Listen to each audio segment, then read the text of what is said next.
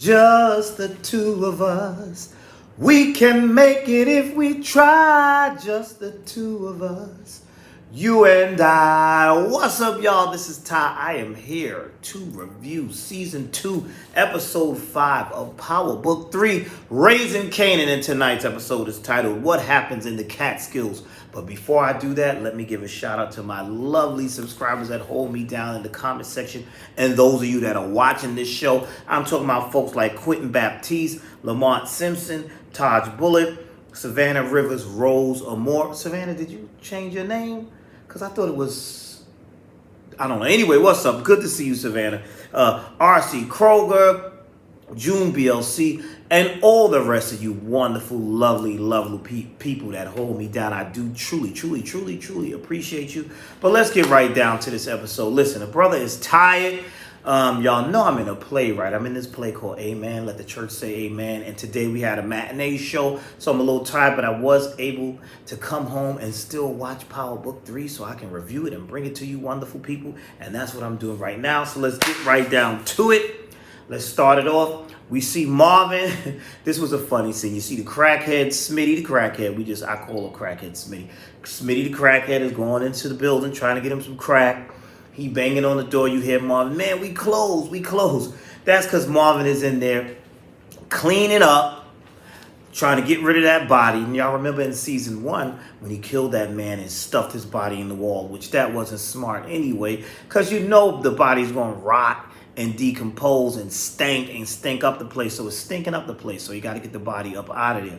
But that was the funniest thing because just Marvin brings the comic relief to this show because the way he interacted with that body, and then it was all, the head fell off and then it fell and he fell on top of that. Was funny. And then the music they were playing, just the two of us, we can make it if we try, just the two. That was funny. I thought that was hilarious.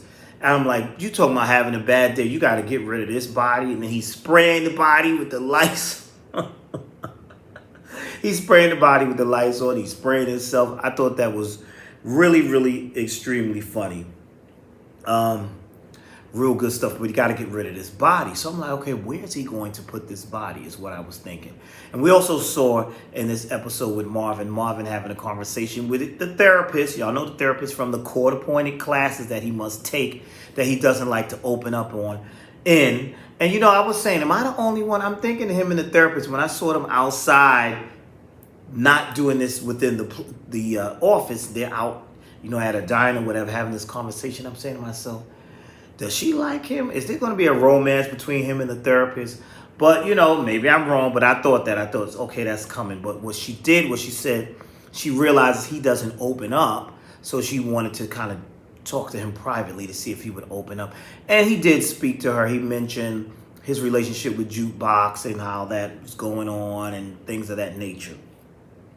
And so, you know, he's messed up with her.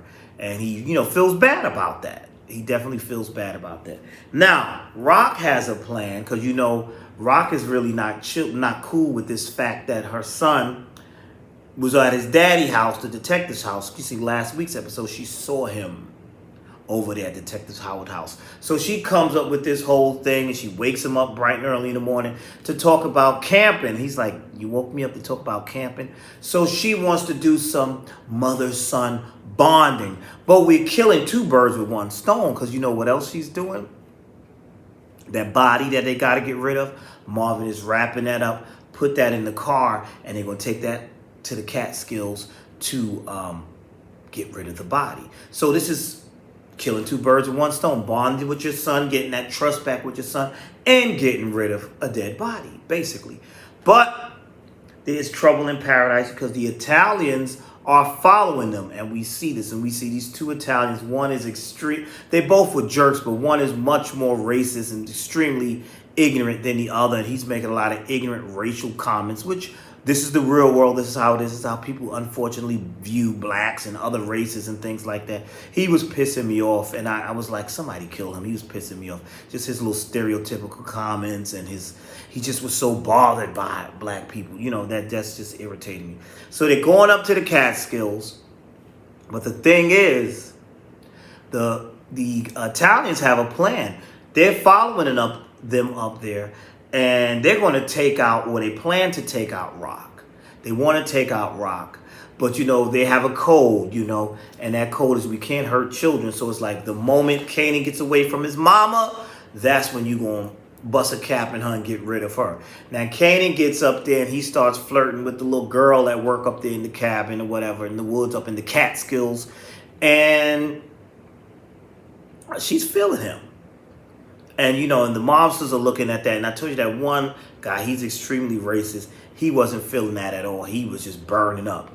Meanwhile, as that is going on, we go into Lou's world. Lou's doing this whole music industry thing with Crown.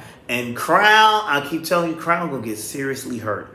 They were trying to make some sort of deal about that young lady. And, and Crown kind of said something about, oh, he's just the money man. And that kind of pissed Lou off. So when they got out and left that situation,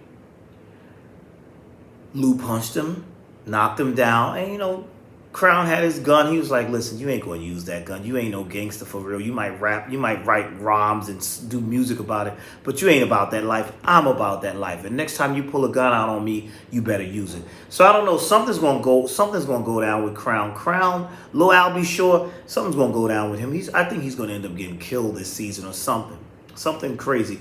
And we also you saw that Lulu is aware, or it seems like he's aware, when Famous told him, listen, you're not letting me back in the studio because if I knew that my sister and Crown was doing whatever, I would have come to you, me first, this and that. And Lou was like, I don't care nothing about that. I've been knew about that. So I'm like, okay, he did? Is he really saying that? Did he really know about that? But I'm really saying, Crown, you're going to seriously get hurt. Meanwhile, we also saw in this episode, Jukebox totally pissed off because she realized that her song was given away to Aviva. Is that the girl's name? And she didn't like that. She confronted the girl about that.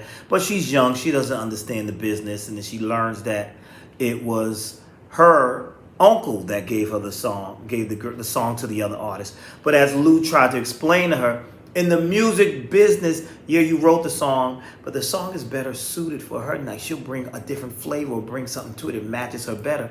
Plus, listen, the money is in the publishing and in the writing.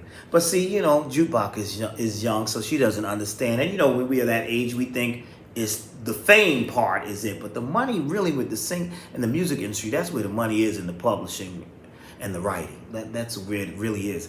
And also we see Jukebox back at her mother's church. And I thought that scene was wonderful. I love that scene. Her and, her mother, played by LaToya Luckett, they're in the choir singing, Mary, don't you weep. Oh, oh, Mary. Oh, oh, Mary. That song. Oh, Mary, don't you weep. Oh, tell Martha not to mourn. That song gives me chills, man. That song gives me chills. Listen, Mary. And listen, when it was Jukebox's turn to sing that, she tore. I was in here like, yeah. You would have thought I was in church. I really enjoyed that scene. That she sang the mess out of that. That was beautifully done. But y'all see how cute she looked in the church with her hair down, looking all nice. She looked really cute. And that little boy was trying to kick it to her. And she's like, nah, shouldn't you be praying? I thought that was a funny scene because he likes her or whatever. I don't know if she's told her mother yet that she's a lesbian. I don't know yet. She probably hasn't. But anyway, what a great scene between the two of them. The Mary, don't you weep, tell Martha not to moan. Beautiful, beautifully done, beautifully sung. Love that. Now let's get on back. Let's move on to Detective Howard. His little hooker that he be messing with. His partner done pulled the hooker in and asking her a bunch of questions. What do you know about him? You got to know something. She said, listen, I'm going to call Child Protective Services on you. Tell them that you out here hooking and, sticking and licking and sucking and, and you got a little child at home, and they ain't going to be pleased with knowing you a hoe out here. They, a professional hoe. They're going to take your child from you. That's what she threatened her with. So the young lady ended up telling his partner, that she learned about him having a son that he just found out about. So then she goes and she tells Detective Howard this. He wasn't pleased. He's like, why would you mention anything like that? And the funny part to me was when he said to her, he asked the hooker, don't you have a confidentiality clause in your job? I thought that was the funniest thing. And he said, you know what, just get up out of here. He was pissed off. Just get up out of here. Now we go back to the tension that's going on up in the Catskills. We got these mobsters, these Italians trying to kill Rocks. You got that one, he's just so racist. It's just bothering him. The guy already told him, listen, we don't kill children. Leave that boy alone. He's like, let's kill them both, this and that, the third. The first time they tried to kill Rocks, it didn't happen. Well, the one racist one, he went to follow Kanan and follow Kanan into the store. So Kanan flirting with the girl, and you know he's about to get some from the girl, and you know smoking with the girl or whatever. He kind of got into that, and Rocks was sitting there. She thought Kanan was trying to scare her. Then luckily another family came up, said they needed some firewood or whatever, and that spared Rocks because she was about to be killed right there. A little bit up there when she took him, you know, she said, you know, we gotta trust each other, this, that, and the third. She, you know, they dumped that body up there in the Catskills. So if they did all that, they go on back. Now Kanan went to the go back to the store. His mother already told him stay away from white girls. They trouble, this, that, and the third. He goes to the store. The girl is there again. They about, you know, they doing all they flirting, whatever. That one racist dude, he wasn't feeling that, so, you know, he comes after Kanan. Meanwhile, the other guy's coming after Rocks. They're in her cabin. She got him. She catches on. She knows he's there. She ends up pulling a knife to his neck, telling him to drop the gun. While that's happening, you hear the young lady comes in, and she's like, oh, my goodness, he's going to kill Kanan. Kanan's getting roughed up by the other Italian guy. They go in there, go into that room. He's about to shoot Kanan, and the other Italian shoots him. And then, you know, Kanan grabs the other gun, and then, like, they leave out. They said, listen, we leaving. This girl ain't going to say anything. They kind of threaten her. She's not going to say anything. And, you know, that's how that ended. And that's how the episode ended. It was a really good episode. Really good, though. So it's like, basically, she told him, listen, I will make a deal with your boss, but right now we got to get up up out of here. We gonna make a deal, but if we make this thing ugly, we can't make this thing ugly right now. So she was saved.